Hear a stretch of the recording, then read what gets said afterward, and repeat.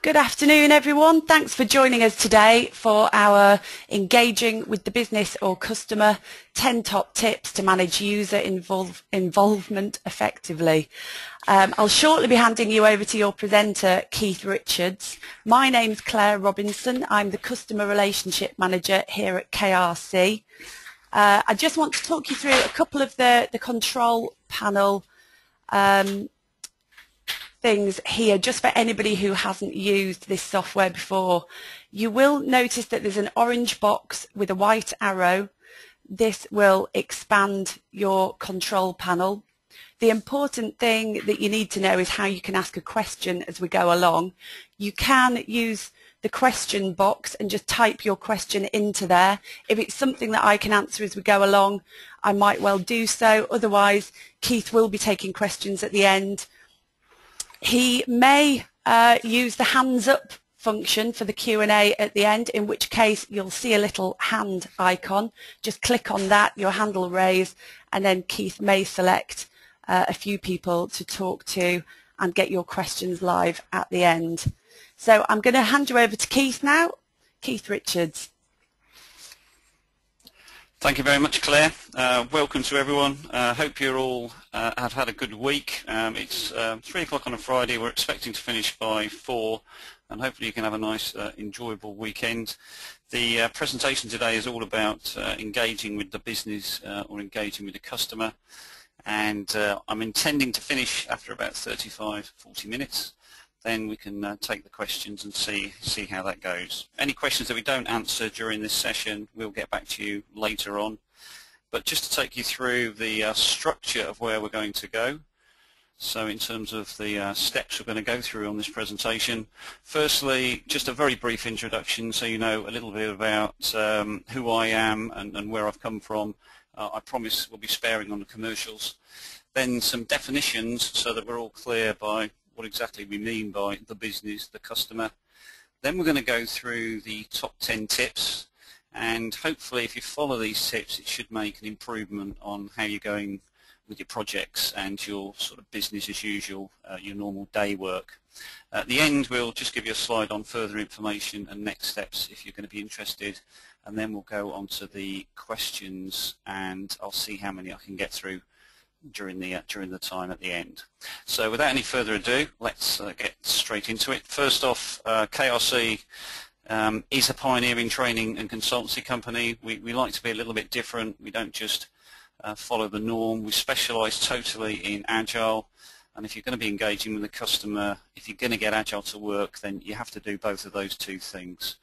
We spend most of our time trying to work on agile at scale. A lot of agile works quite happily when there's 5 people in a team or it's small projects, but we go from small projects up to really big, large-scale rollouts. I think one of the biggest organisations we deal with is the MOD. Just so that you know where I'm coming from, I've got 15 years experience in Prince2 and also used probably the most rigorous agile method that includes project management, which is DSDM, and its current version is called DSDM a Turn. Back 4 or 5 years ago I was the membership director that actually led the team that created DSDM a Turn, but still very active with the DSDM community. Also, I'm an IF accredited facilitator, which means I'm trained to say what does the group think.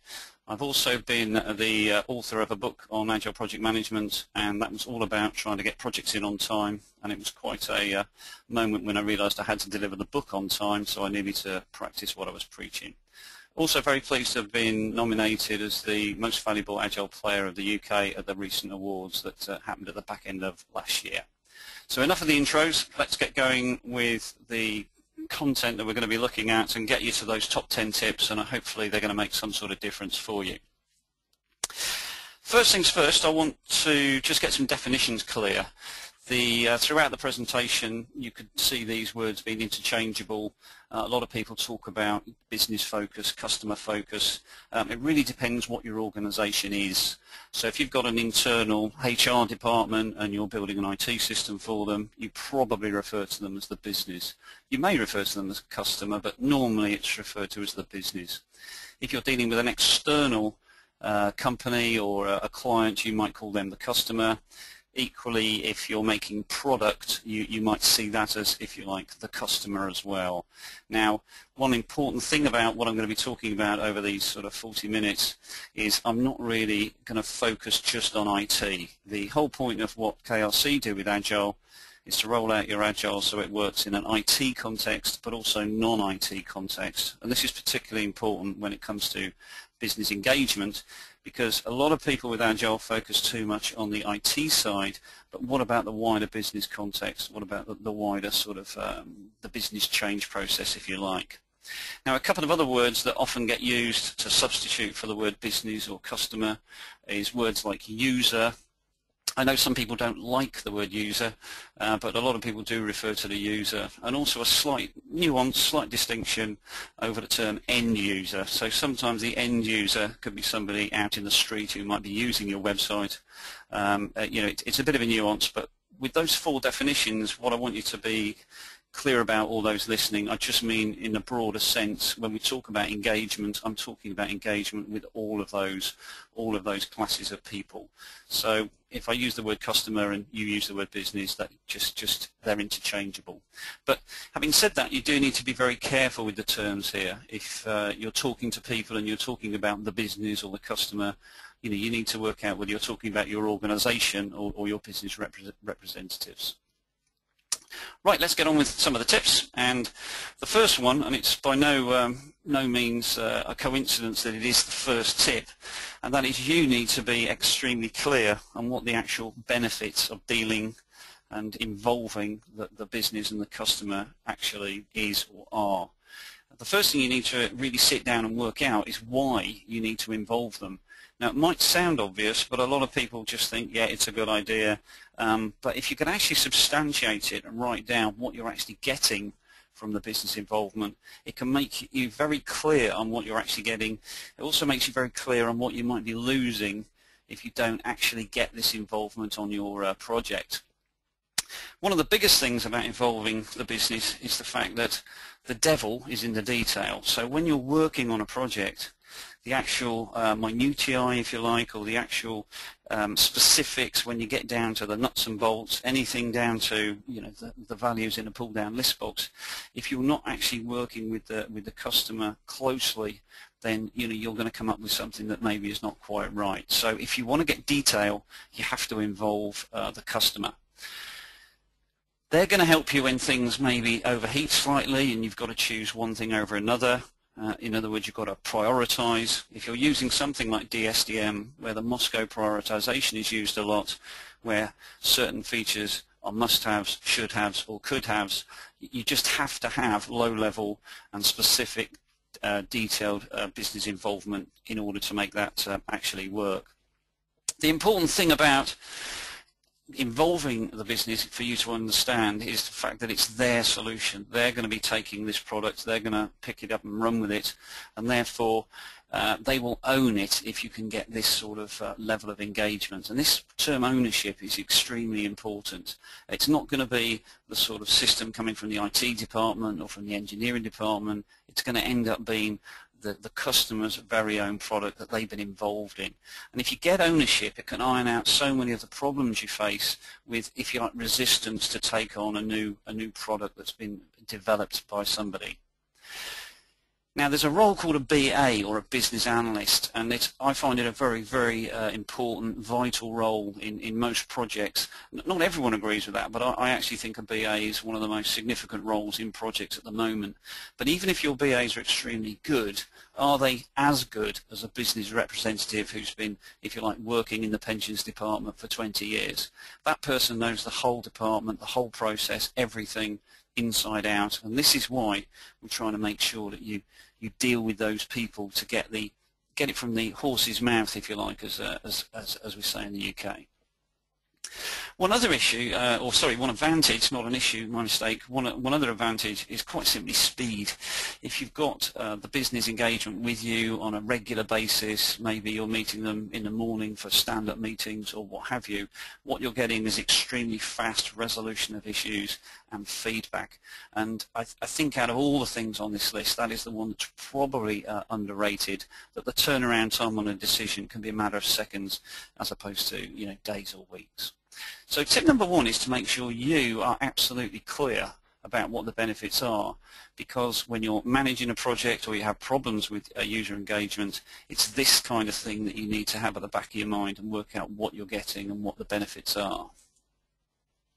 Now tip number two, and I'm not trying to be funny here, but tip number two is absolutely vital. Do they understand the benefits of involving themselves on a project or any sort of business as usual work? So getting them involved is absolutely vital, and they need to understand what they're actually bringing to the party. And this is what we're trying to do by getting them involved. We're asking for more than just turning up for meetings. A lot of projects I've been working on recently, the business people just seem to think that they contribute to meetings, that they turn up for a 1-hour meeting to say, here are our requirements. But this isn't what I call engagement. That's just if you like, a supply of information coming in at a meeting. But if you're going to get agile projects to work well, if you're going to get your projects to be more accurate, you need to have these people in a much more focused, a much more full-on way. And this is why the sort of just turning up for meetings concept isn't what we're looking for. Ideally, I'd like to see the business representatives actually embedded in the teams. I'll talk about how long later, but getting them on board, a member of the team, part of the people actually producing the solution, when you get to this level, you really are starting to turn up the sort of power, really. So explaining the benefits to the actual business community is as important really as understanding them yourself. So if you like, it's the same, it's the reverse or converse or mirror image of tip number one. But as I say, this is a fundamental moment on projects when the business reps understand what exactly it is they're bringing to the party. Now, as opposed to going through lots and lots of slides and telling you various things, I just want to try and give you a tip which I find extremely powerful and extremely useful whenever I go into organisations and we're trying to maybe solve a little bit of problem with business engagement. And I call it the sort of flip chart challenge, and it's very, very simple. If you've got a group of business representatives in a room, let's say there's 10, 15, 20 in a room, get yourself at the front of the room with a flip chart and just write on the top of the flip chart the statement, what are the advantages of user involvement? You could swap the word to business or customer, but just write that word at the top or that sentence, what are the advantages of customer involvement, and then let your customers or your business representatives tell you what the advantages are. Now, I've done this several times, and the amazing thing is the amount of information that comes out from a group. Now, if you're running it purely facilitatively, don't load the questions, don't prompt, don't suggest, just let all this information come out, and you can make a little bit of a joke, if you like, when you turn over onto the second sheet of paper, as these advantages still keep coming. Don't write too small, then you won't get to the bit when you can actually turn over to the second page. But I can assure you that in terms of my experiences, and I've done this a lot, I've been in a room with business reps a lot, this works every time. And the important thing about tip number two is what you're getting to is you're getting the business people to understand why they're important, as opposed to you having to sell it to the business. Whenever I hear words like sell it to, it often sounds like it's not natural, it might be contrived. But when a group of business people say all the advantages they get, which are going to be like on tip number one, you're halfway there, it's looking good. Now, tip number three is very important, and it's about embracing different views. I remember talking to one person once who said that if you took all the business representatives and put them in a lorry and drove them to John O'Groats, which is at the top of Scotland, your projects would run very, very nicely indeed. The problem is you deliver something maybe quickly and well built, but it's not actually what the business wants. And the important thing about getting the different views and the arguments and the contrasts is actually that it's a fact of life. And not only is it a fact of life that you need to deal with, but it's actually good, it's positive. Because if you can get everything out into the open, if you can get all of the views and the decisions, then we can work with it. If it's hidden, or we're only taking a small view from a small select group of the business, then this is not the best situation to be in, because it will come and get you later, much later in fact, when you go live with your new product or your new IT system or whatever. It's then that the discontent will come out. You've got to get this stuff out early. You've got to let everyone have a voice. A few things that will help you. One thing is, it's very important to know what the project is about. So no matter what people's views are, can you pin it onto the actual problem that you're trying to solve with the project? Now, there might be many ways to create a consensus, but that is a really important word, and it's at the hub of tip number 3, is how do we get consensus? And importantly, the word is not compromise, it's about consensus. Now, I mentioned earlier I was an accredited facilitator, and I certainly find this a very powerful way of trying to get consensus. If you've got a lot of different views in a room, you know, get everybody talking, get everybody contrasting, and you've got much more chance of success. Right, so what I want to do now is just to put a short poll up for you, a poll question. So hopefully you can get used to your control panel and such alike, and we'll see what we can do here. But I just want to ask you a question. So I'm now loading up a poll for you, which I'm just about to launch. And very shortly on your screen you're going to see a question. And it says, which one of the following do you think is the greatest benefit of involving the business or the customer on a project? Now, you've heard my views, but I'd be very interested to get your views. So if I just leave that up there for a while, and if you could just click on one of those options.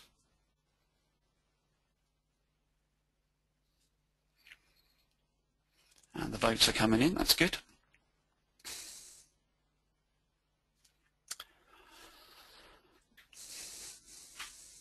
It's been nice looking at the locations and where people are for this webinar. We've got people from Russia, South Africa, America, and also Bristol.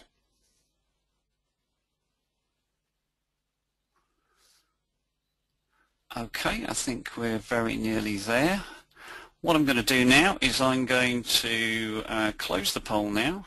Still people coming in, but I'm going to close it. I hope you don't mind. Sorry about that. I'm just closing the poll, and one of the important things that I want you to have a look at here is really not necessarily listening to my view of things, but for you to see what other people on the webinar actually feel. By far the biggest result there, with half the people who've actually voted, are saying it's the idea to be able to focus on the business needs. I was expecting a slightly higher score for ownership, but having said that, that's still quite a big score. And the idea of speed that I mentioned, not as big as the other two, which I think I'd agree with. And finally, you've got the idea of getting accurate requirements. Now, I know they're all important, and I'm not necessarily saying that that top one is the be-all and end-all, but I thought it'd be very interesting so that everyone could see how people see the benefits of, as I say, user involvement. They're all bringing something to the party, but the idea of the business need, what do the business really want? That's been the overall winner by quite a long way. Okay, let's now carry on to tip number 4. I've been doing this quite a while, and user engagement, user involvement is one thing, but actually who have you got involved? And getting the right people, the right stuff, the right attitude, the right skills and the right knowledge is hugely important and very significant. And that line there might be one of the most important lines of the whole presentation, which is, if you can choose very carefully who you involve. And if you can't choose, because the truth is, I'd say 3/4 of the time you get given the business representatives, you need to mitigate the risks if you've got some people who are not quite what you would like. And when I say not quite what you would like, what I'm getting at is you want people who are empowered, You want people who know what they're talking about. You don't really want people who are, say, inexperienced or a little bit, they can glaze over when you start talking about technology. And this idea of who you get from the business is one of the single most important points or moments on your project.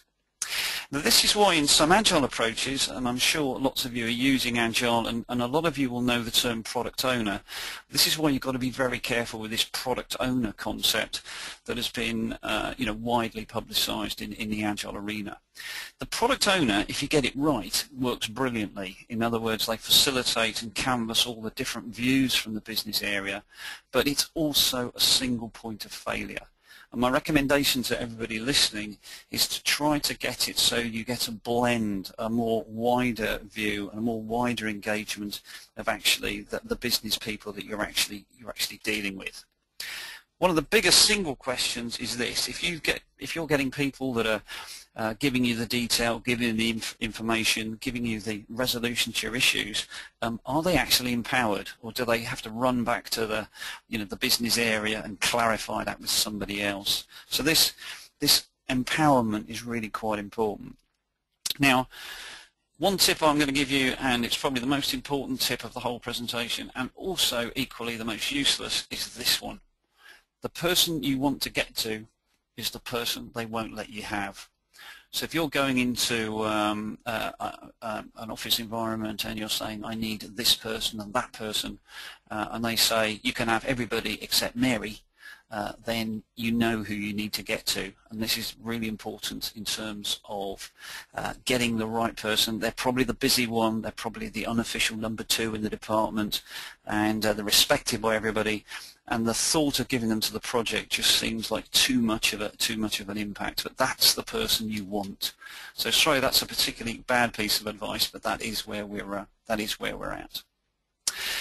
Also beware of a concept that I call Billy No Mates. I don't know if anyone knows the Viz character from a comic in the UK, but you need to be careful you're not giving someone from the business, oh, let's give Billy to the project because that'll get him out of the business for a while.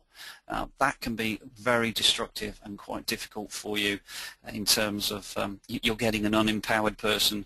And when the solution goes back to the business, what ends up happening is that the business want the thing to fail. They want Billy to look like he's made some wrong calls. So be very careful of what I call the Billy No Mate scenario. You just need to be very, very careful who you're getting the information from.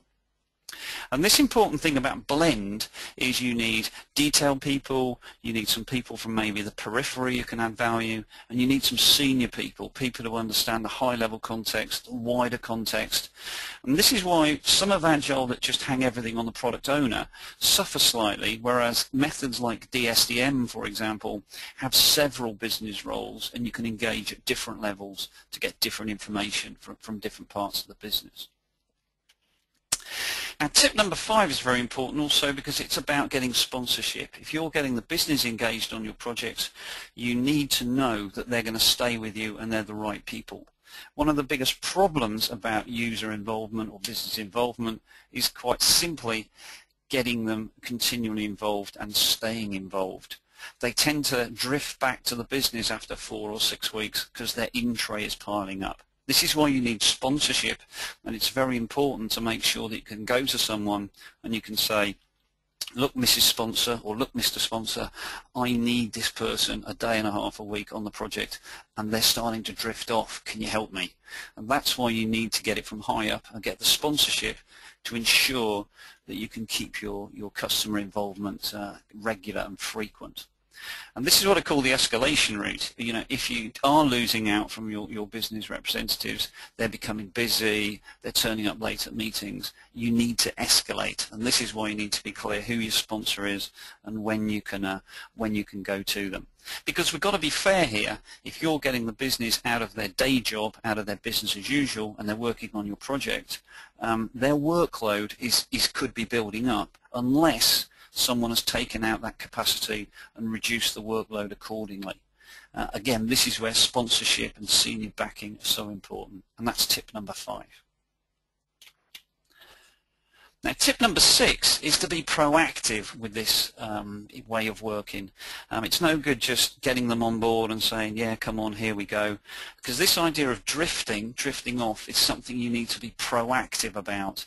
I mentioned on the previous slide escalating it to the sponsor, but actually if you can nip it in the bud, if you can get it before it happens, then you've got, it's working in a smart way.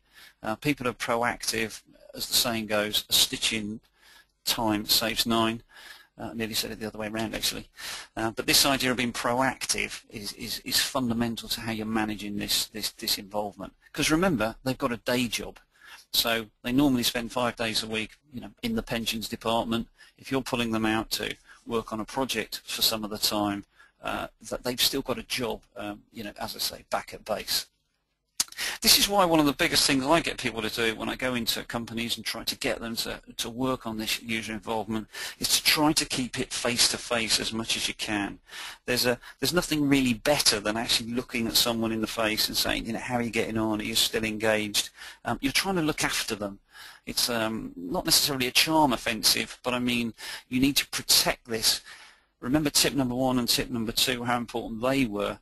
Therefore, if you look after them, you're going to reap the benefits of those advantages.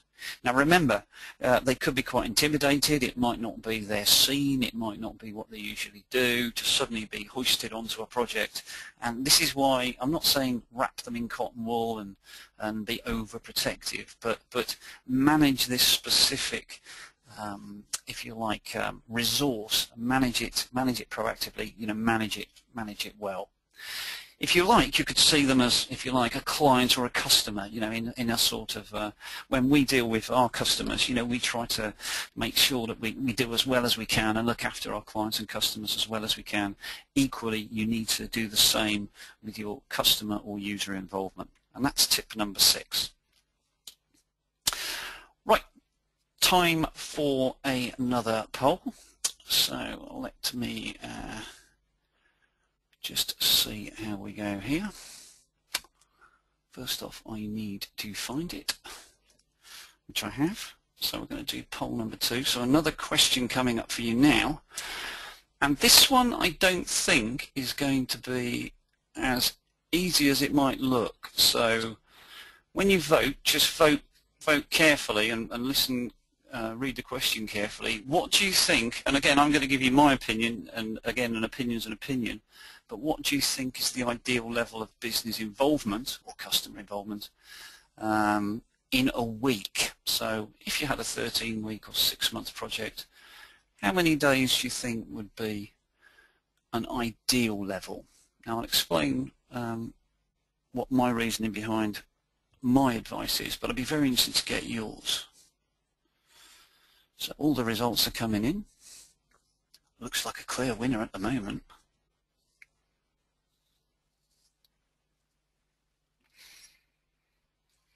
Just remember at the end we'll be able to take questions in the question box.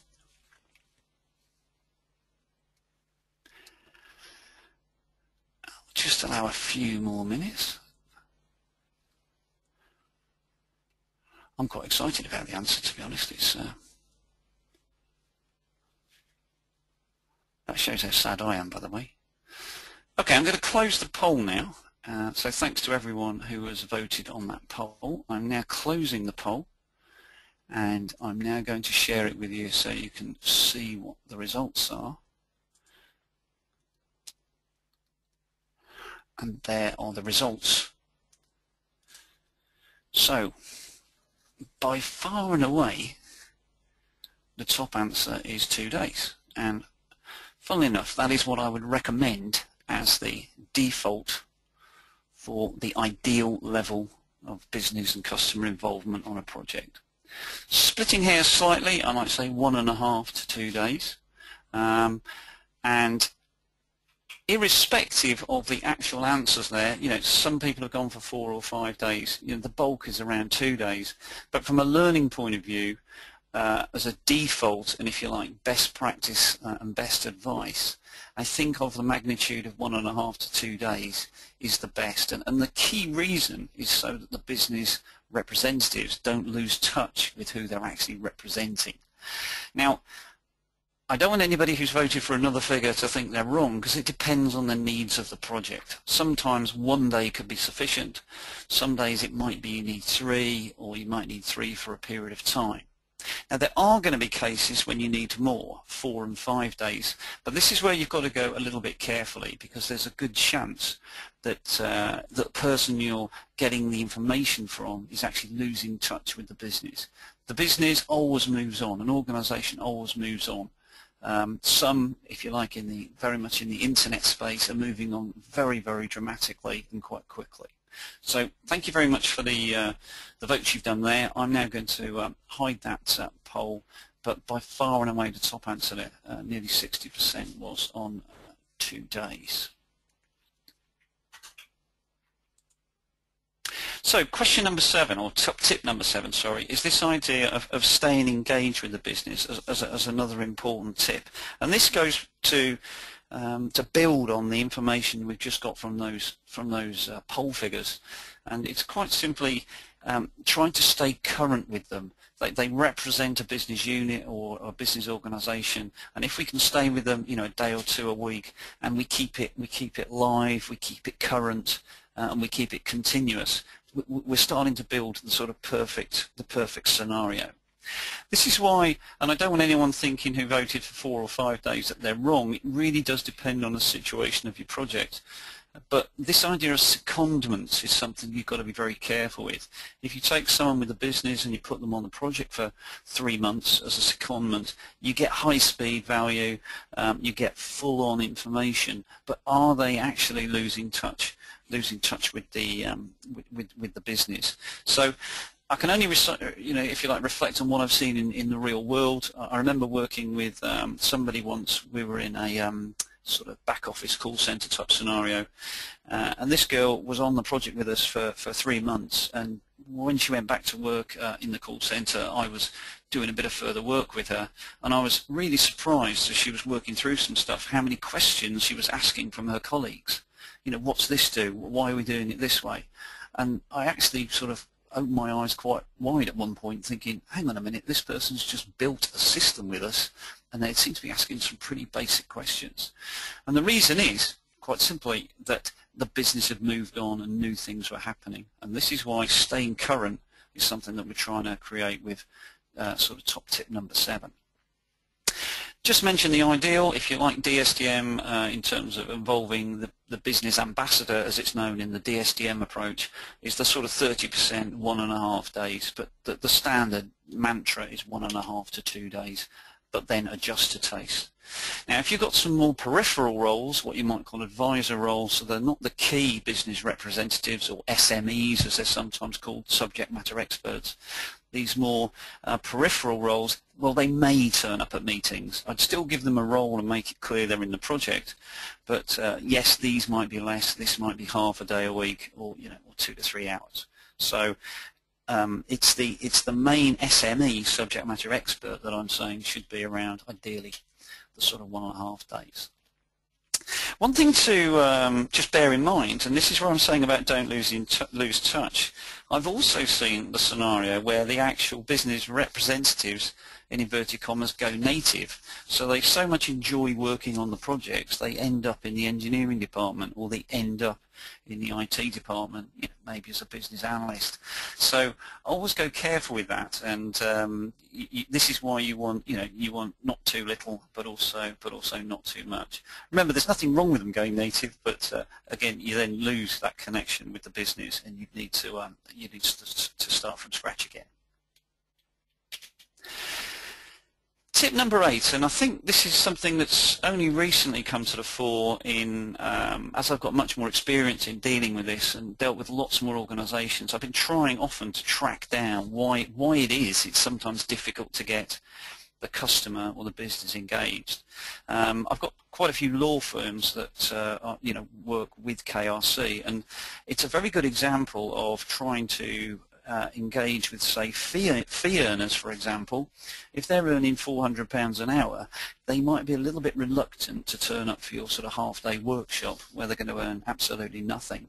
So one of the things you need to do when you're looking at engagement and going through all the sample answers from everyone who's attending Not many people said it's very easy to get this user engagement. Quite a few said it was difficult. Quite a few said average. And if you can get to the root of the problem here, you might be able to solve something with some really quick wins. I'll give you an example. It's this idea of some sort of historical baggage. Why are they not turning up for the project? Is it because something happened on a previous project? And a classic one that I've seen now on several occasions is what I call the phase 2 syndrome. Namely, they turn up on a project, they were offered this, promised that, some things weren't quite ready, so they were promised that in phase 2, and phase 2 never turned up. So they feel, a bit betrayed and a bit let down. So next time they're asked to go on a project, they're not so keen on putting in too much of the input. Another thing is, if you like, fear of technical people. They might feel they might come from another planet. I mean, I was a developer for 10 to 15 years, so I think I'm all right. But the fear of sort of a lot of technical, clever people with very large brains is something that they again might feel a little bit intimidated about. Also, you've got to bear in mind that if they're working on a project, give you an example, say an IT system is coming in, this is going to result in change. They're going to be doing things differently, and most people have apprehension about change. So this is another reason for reluctance. So if you try and track these ideas and see which one might be appropriate, again, you can go and solve, if you like, do root cause analysis, if you like, to try and find out what the problem is.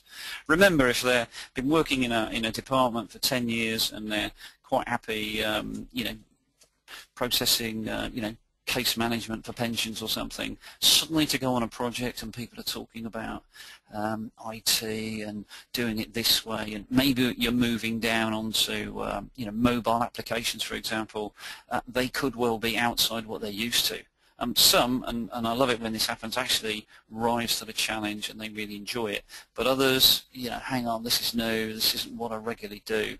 So if they're outside the comfort zone, you're going to need to look after them. Another thing to bear in mind is they act, if you like, as an ambassador for their business unit. No coincidence in DSDM, for example, that it's called a business ambassador, and therefore they might be under quite a bit of pressure because whatever goes back to the business is going to have their name on it. So this can be quite a pressure point, and therefore that's why they might be just seen as a little bit nervous and maybe biting their nails. Also, just bear in mind it might not be as complicated as I'm making out, and they've just got so much on their plate. That's why when you're trying to engage them, either at the beginning or throughout, they're just a little bit, you're not the first thought in their mind, is what I'm trying to get to with this. Now we come on to two sort of big points at the end, really, and this is where I think that it's more mindset, ethos and belief now, because it really depends how you see the business and you see the business representatives when you're working on either business as usual or on projects. It's really, what is your mentality here? And I think this is where you need to ask yourself, really, am I delivering a product and these people are going to help me, or actually am I delivering a business benefit for them? That's why if you see these people and these representatives as a means to an end, I don't think it's as good as actually trying to work out what the end is in itself. And this is why I'm using the term mindset. What is it that you're actually, what's your belief systems here? Do you see these people as a necessary evil? Okay, that might be a bit harsh. Or do you see these people as actually the people you're trying to help?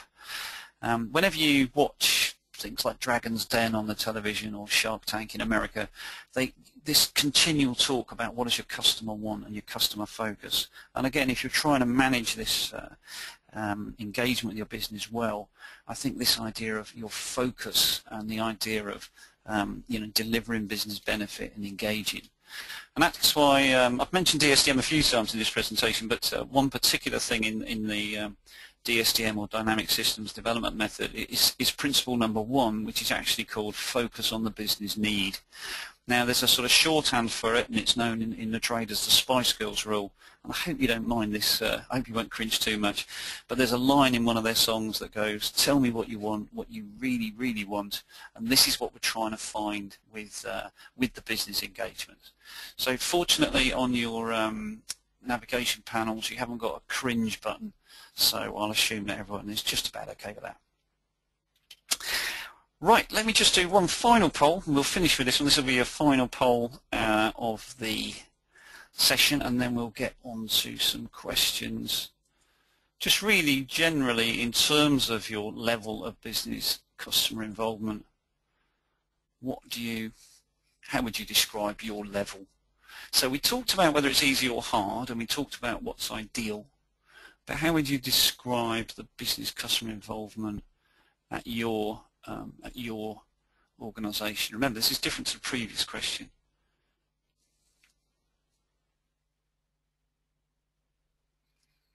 And a lot of this will be down to how you have built relationships with the business, culturally, how they see you.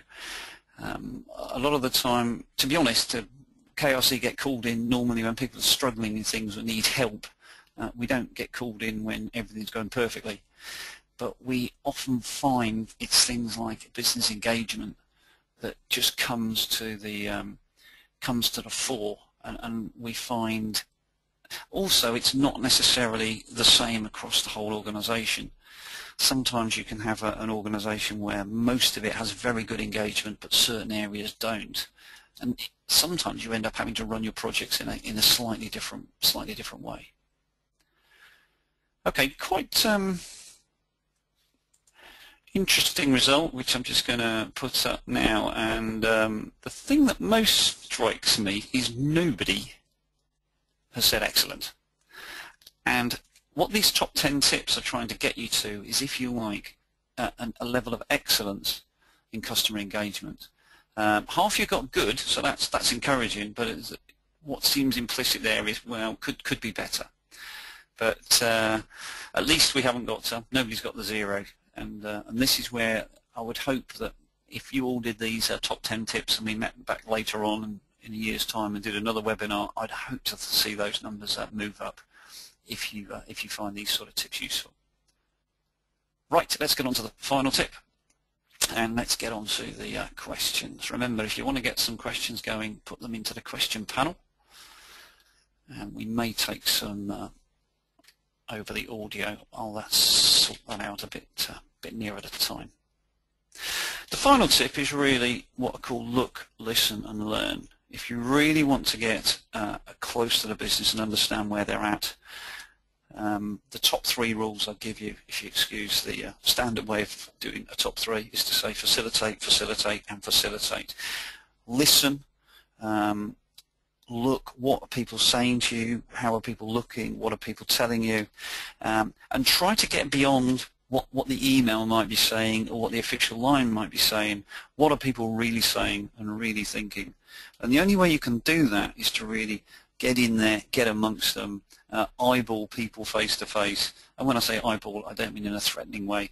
I just mean look into someone's eyes and go, how is this going? Are you okay with some of the decisions that were made then? That's the only way you're really going to get to the truth. And I find human beings and people are pretty good at instinct, and this is why, if you're going to try to manage this with things like email and big meetings, it's not necessarily the best way of doing this user and customer and business engagement. I've used the word energy levels there, not a slightly touchy-feely word, but you just know when people are still up for it. You know what the language is like. You can see their body language. Okay, they might not be skipping around the office, but are they still on? Are they still engaged? Are they still up for it? One of the issues on any sort of project work is in the first sort of 10 days, the first week after the project launch, it's all fantastic. It's sweetness and light and everyone's excited. Why don't you take another check, say 10 weeks in? And to be honest, you should be checking all the time. But the 10-week situation is going to give you a much more accurate barometer or indicator on what we're actually talking about here. Now, I'm going to reveal the answer in a minute, but a quiz question for you. You don't need to type this in, but I don't know if anybody knows what that is a picture of. but it's actually a Furby, and this is what I'm trying to get you to act like if you really want to understand what your customer, what your business, what they're really thinking, how we're really getting on here, then act like a Furby. And by that I don't mean make a lot of noise in the middle of the night when you least want it, but have big ears, big eyes and a small mouth. Look, listen and learn. Right, we now come to the final slide, which is just some information. I'm not going to go heavily on the commercials. As you can see, you've got all the information that's on the screen there, if that's of any use to anything in particular. We do Agile Project Management as a public scheduled course, and there's a course in March if you're interested. Our next webinar is actually about facilitation, a little bit more. I've got to be honest, you'll probably get another picture of a Furby. But there's some other information there about what we do, and there's some various downloads that you can get hold of if you're interested in that. But I think the first things I want to do now, just to, if you like, finish off where we are with the webinar, is to try and have a look at some of the questions that have been coming in. I know that Claire has handled quite a few of the questions as they've gone, but let's just see what we've got. So,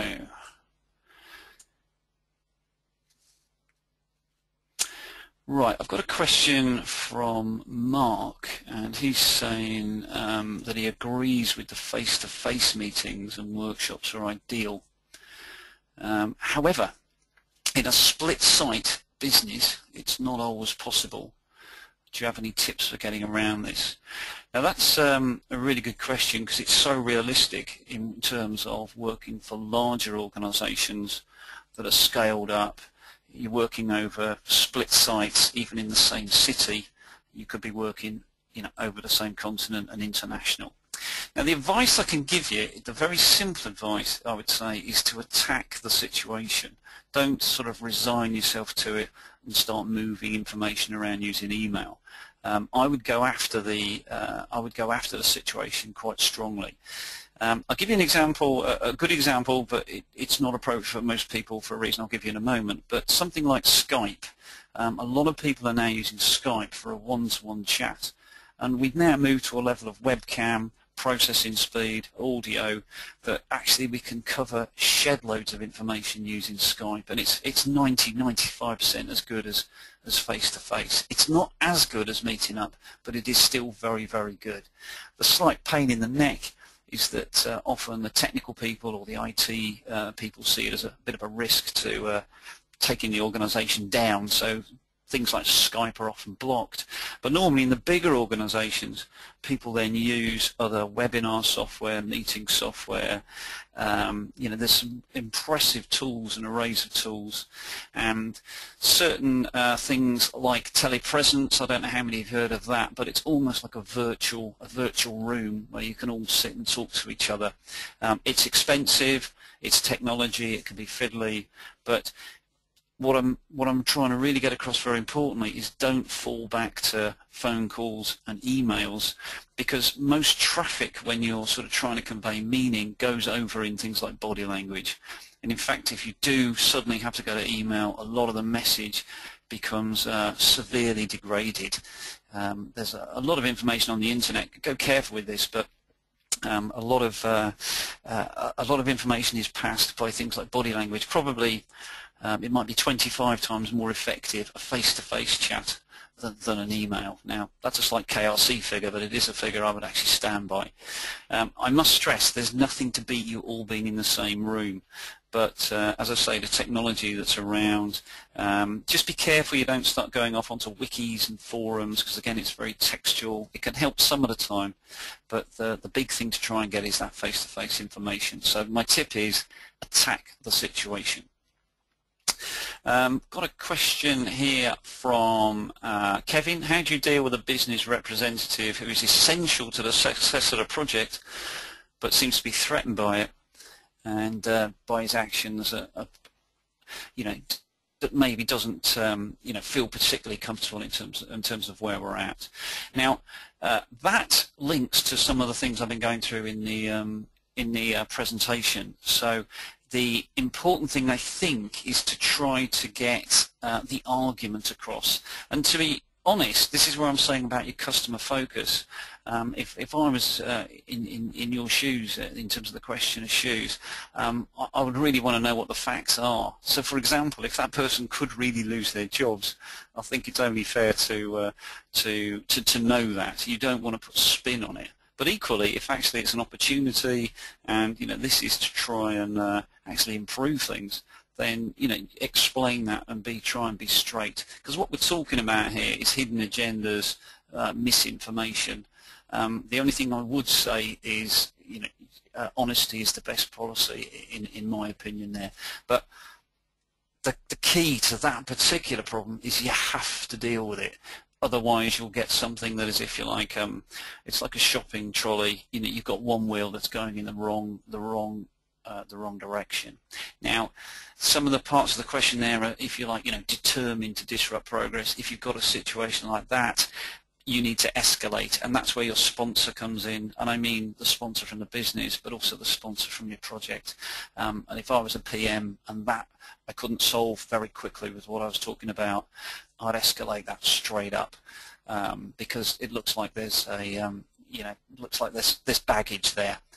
Again, with one of those tips, I'd also try to get to the root of the baggage, as opposed to just saying you'll be all right. Try and find out why that person feels threatened. That's a classic case of being in Furby mode. Right, another question I've got coming in from Mariangela, which is, what if the senior management and directors are not supporting the project? Do you escalate to the business? I like that question. I think that's quite an interesting one.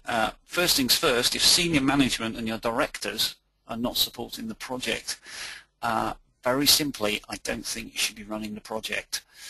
This is almost like straightforward standard project management structures, and I would strongly recommend that you just don't go any further. Now, what I might be reading between the lines, but it sounds like maybe the business want it and they can see rationale for it. So I think, in terms of rather than escalating with the business, I think I would go and talk to the business and try and see if we can convince senior management or the director level that we can do this. And the single most important thing I think you would need to produce there is what I would call a coherent business case. You need to be able to go to your senior management and directors and say, look, the business, we're up for it, we want to do it, this is the benefit, this is the cost, and this is why we think we should be doing it. Now, I don't know whether I've helped you there, Mariangela, but the single thing that strikes me there is I wouldn't carry on with the project. Another question from Phil, which is, I'm working on a project delivering a system for all UK business. Getting wide scale and high quality engagement is a problem, and certainly not something you can do on 1.5 days a week. I'm wondering whether the fact that it's such a wide scale, and I think from getting the impression from I'm seeing your web address, your organisation, sorry, your email address, your organisation is all over the UK. I would suggest that some set-piece workshops might be a way of getting high-speed, high-quality information in a short space of time. Now, that could be anything. That could be a 2-, 3-, 5-day event, but I think what you might find there is that you could cover absolutely an amazing amount, which you will struggle to do with such a disparate set of offices and regions that really you would even struggle under certain sort of webinar and teleconference type situations. So they're not cheap. It would be expensive, but I would probably, my advice would be to try and go down that particular route. Okay, I think we are looking good, and we've got only a few more minutes left. If anybody's got another question, feel free to pop it in now. Otherwise, I think I will hand you back to Claire. And Claire, have you got anything come in on any channels that you have? No, I think you've covered everything now, Keith. Thanks for that. It's been highly informative once again.